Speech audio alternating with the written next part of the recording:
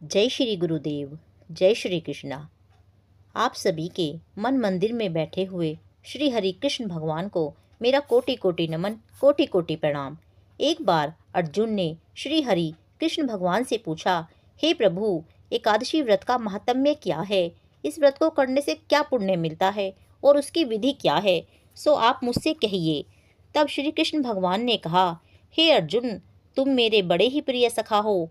हे पार्थ, अब मैं तुम्हें पापों का नाश करने वाली तथा पुण्य और मुक्ति को देने वाली प्रबोधिनी एकादशी की कथा सुनाता हूँ। श्रद्धा पूर्वक सुनो। इस संबंध में मैं तुम्हें नारद जी और ब्रह्मा जी के बीच हुए वार्तालाप को सुनाता हूँ। एक बार नारद जी ने ब्रह्मा जी से पूछा कि हे पिता, प्रबोधिनी एकादशी के व्रत का क्या फल होता है? आप कृपा करके मुझे यह सब विस्तार पूर्वक बताएं। ब्रह्मा जी बोले, हे पुत्र, कार्तिक मास के शुक्ल पक्ष की प्रबोधिनी एकादशी के व्रत का फल 1 सहस्त्र अश्वमेध यज्ञ तथा 100 राजसूय यज्ञ के फल के बराबर होता है। नारद जी ने पूछा, हे पिता, एक संध्या को भोजन करने से, रात्रि में भोजन करने तथा पूरे दिन उपवास करने से क्या क्या फल मिलता है? आप उसे भी समझाइए। ब्रह्मा जी बोले, हे नारद, एक संध्या को भोजन करने से 2 जन्म के तथा पूरे दिन उपवास करने से 7 जन्म के समस्त पाप नष्ट हो जाते हैं। जिस वस्तु का त्रिलोकी में मिलना दुष्कर है, वह वस्तु भी प्रबोधिनी एकादशी के व्रत से मिल जाती है। प्रबोधिनी एकादशी के व्रत के प्रभाव से बड़ा पाप भी क्षण मात्र में ही नष्ट हो जाता है। पूर्व जन्म के किए हुए अनेक बुरे कर्मों को भी प्रबोधिनी एकादशी का व्रत क्षण भर में नष्ट कर देता है। जो मनुष्य अपने स्वभाव अनुसार प्रबोधिनी एकादशी का विधि पूर्वक व्रत करते हैं, उन्हें पूर्ण फल प्राप्त होता है। हे पुत्र, जो मनुष्य श्रद्धा पूर्वक इस दिन थोड़ा भी पुण्य करते हैं, तो उनका वह पुण्य पर्वत के समान अटल हो जाता है। जो अपने हृदय के अंदर ऐसा ध्यान भी करते हैं कि प्रबोधिनी एकादशी का व्रत करूँगा, तो ऐसा ध्यान करने से ही उनके 100 जन्म के पाप नष्ट हो जाते हैं। जो मनुष्य प्रबोधिनी एकादशी की रात्रि को जागरण करते हैं, उनकी बीती हुई तथा आने वाली 10 पीढ़ियां विष्णु लोक में जाकर वास करती हैं और नरक में अनेक दुखों को भोगते हुए उनके पितृ विष्णु लोक में जाकर सुख भोगते हैं। हे पुत्र, ब्रह्म हत्या आदि महान पाप भी प्रबोधिनी एकादशी के दिन रात्रि को जागरण करने से नष्ट हो जाते हैं। प्रबोधिनी एकादशी को रात्रि को जागरण करने का फल अश्वमेध आदि यज्ञों के फल से भी अधिक होता है। समस्त तीर्थों में जाने से तथा गो स्वर्ण भूमि आदि के दान का फल प्रबोधिनी एकादशी के रात्रि के जागरण के फल के बराबर होता है। हे नारद, इस संसार में उसी का जीवन सफल है जिसने प्रबोधिनी एकादशी के व्रत द्वारा अपने कुल को पवित्र किया है। संसार में जितने भी तीर्थ हैं तथा जितने भी तीर्थों की आशा की जा सकती है, वह प्रबोधिनी एकादशी को व्रत करने वाले के घर में ही रहते हैं। मनुष्यों को समस्त कर्मों को त्यागते हुए भगवान की प्रसन्नता के लिए कार्तिक मास की प्रबोधिनी एकादशी का व्रत अवश्य ही करना चाहिए। जो मनुष्य इस एकादशी व्रत को करता है, वह धनवान, योगी, तपस्वी तथा इंद्रियों को जीतने वाला होता है, क्योंकि एकादशी भगवान विष्णु को अत्यंत प्रिय है। इस व्रत के प्रभाव से मनुष्य पुनः जन्म नहीं लेता है। इस व्रत के प्रभाव से कायिक, वाचिक और मानसिक तीनों प्रकार के पाप नष्ट हो जाते हैं। इस एकादशी के दिन जो मनुष्य भगवान की प्राप्ति के लिए दान, तप, होम, यज्ञ आदि करते हैं, उन्हें अक्षय पुण्य प्राप्त होता है। प्रबोधिनी एकादशी के दिन भगवान की पूजा करने से बाल, यौवन और वृद्धावस्था के समस्त पाप नष्ट हो जाते हैं।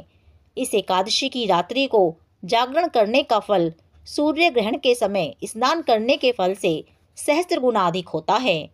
मनुष्य अपने जन्म से लेकर जो पुण्य करता है, वह पुण्य प्रबोधिनी एकादशी के व्रत के पुण्य के सामने व्यर्थ हैं। जो मनुष्य प्रबोधिनी एकादशी का व्रत नहीं करता, उसके समस्त पुण्य व्यर्थ हो जाते हैं।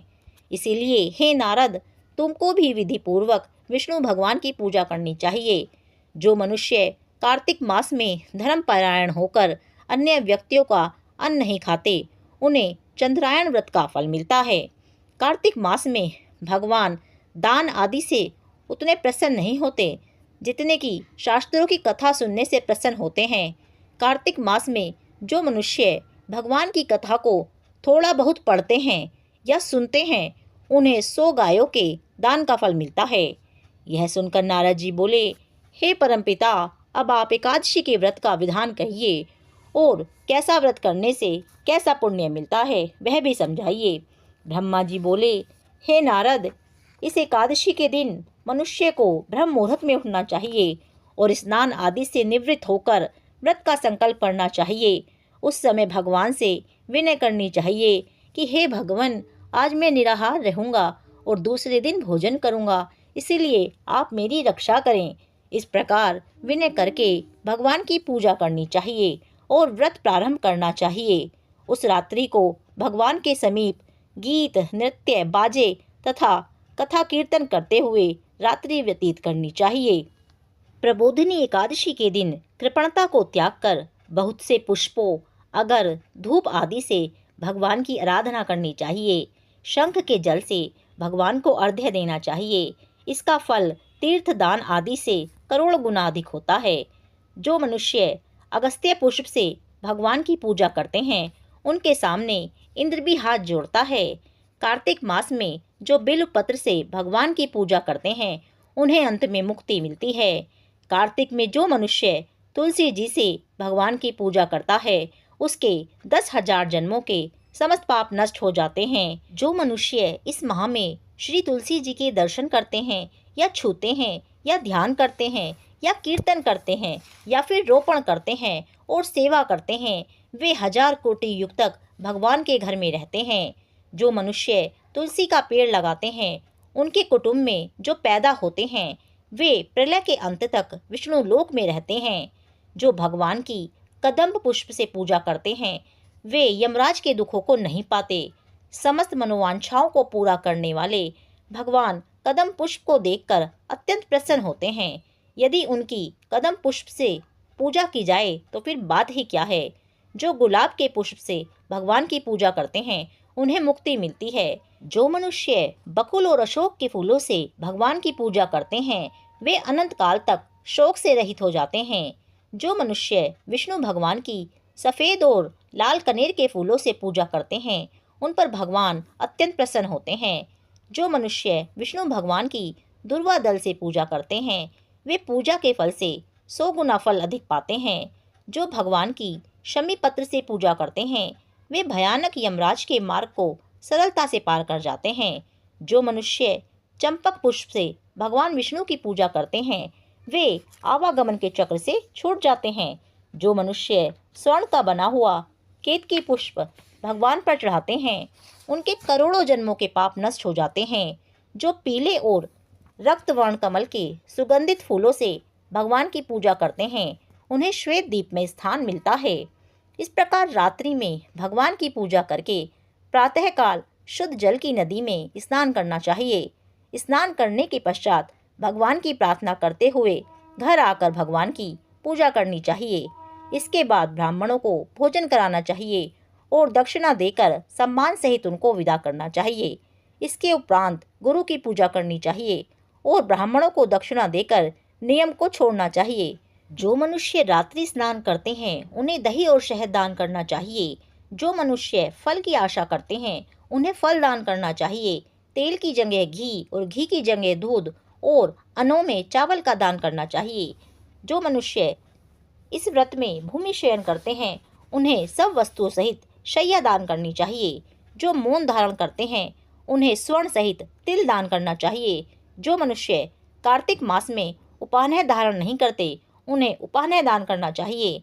जो इस मास में नमक त्यागते हैं, उन्हें शक्कर दान करनी चाहिए।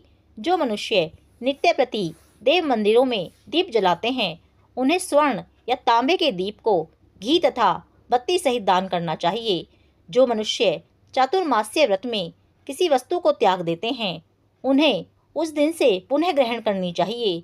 जो मनुष्य प्रबोधिनी एकादशी के दिन विधि पूर्वक व्रत करते हैं, उन्हें अनंत सुख मिलता है और अंत में वे स्वर्ग को जाते हैं। जो मनुष्य चातुर्मास्य व्रत को बिना किसी विघ्न के पूरा कर देते हैं, उन्हें दोबारा जन्म नहीं मिलता। जिन मनुष्यों का व्रत खंडित हो जाता है उन्हें यह व्रत दोबारा प्रारंभ कर लेना चाहिए। जो मनुष्य इस एकादशी के महात्म्य को सुनते हैं या पढ़ते हैं उन्हें अश्वमेध यज्ञ का फल मिलता है। जय श्री राधे, जय श्री कृष्णा।